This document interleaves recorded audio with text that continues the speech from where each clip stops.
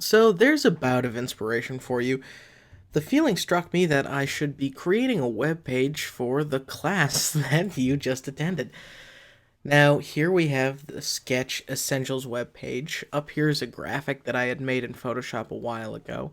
If I was going to actually publish this page, I would need to redo it so it looks correct, essentially. If you forgive the pun, essentially correct inside this atmosphere, this document. Then I have these sections, and you can see over here that I've kind of called them section 1, section 3, section 2. I can rearrange them. And I also have these other elements, like here's a footer. I would probably group this and just call it footer. Each of these sections are groups, and you can see for each section I've turned on click through when selecting. So you just select the individual things, but they sort of stay inside of each of the groups. Like this belongs in section 3. These calls to action buttons I had yet to put inside their corresponding groups.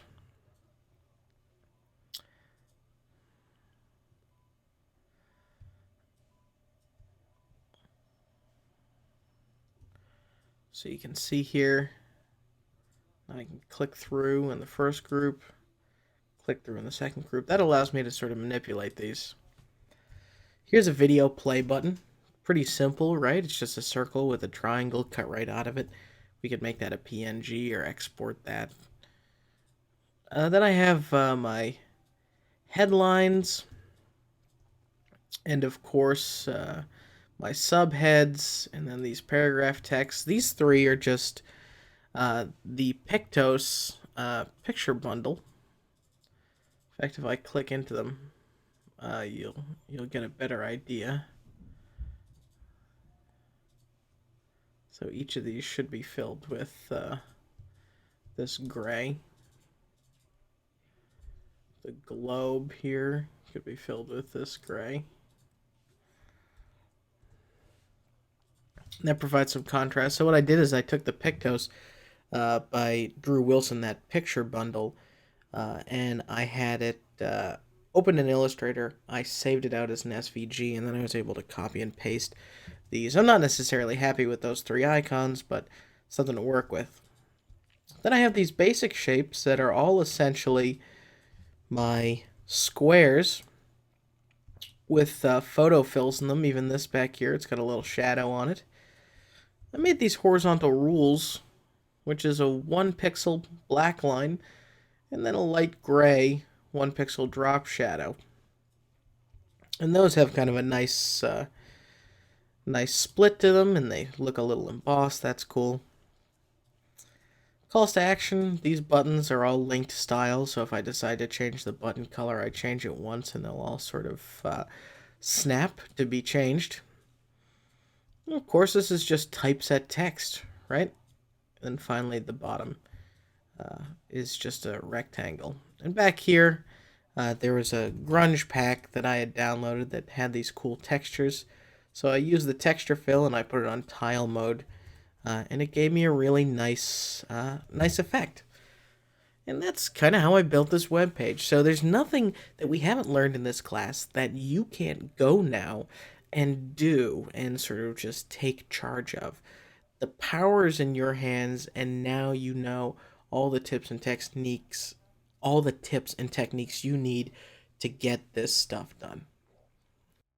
At the end of the class, and parting is such sweet sorrow, but I do want to say thank you guys so much for supporting me for my first QuintelDesigns.com class that I'm sort of doing independently on my own. I have no idea how successful it'll be, and of course, if you guys want to sign up for my email list or follow me on Twitter, you can always be updated and be part of sort of what I'm trying to do here, which is spread education to all designers who want it, and do it in a way that's comprehensive but affordable and makes sense, So just a big, deep thank you for everybody who downloaded this class.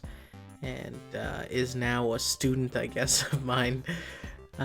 You guys really make this very fun to do, and it's always great to show you new things. So if you have an idea for another class, or you would like me to do another program to cover, and I'm happy to do, video programs, I'm happy to do design programs, Illustrator, Photoshop, those are favorites of mine. Anything that I know enough about that I could teach, I'm happy to do so. So tweet me at Ryan Quintal, let me know.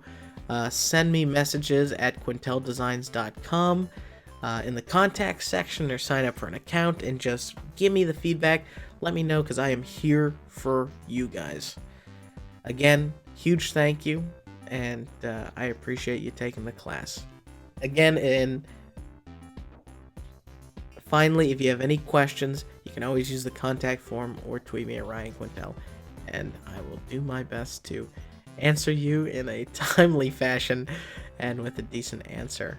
So if it's on Twitter, it's too short, so maybe use the contact form, right?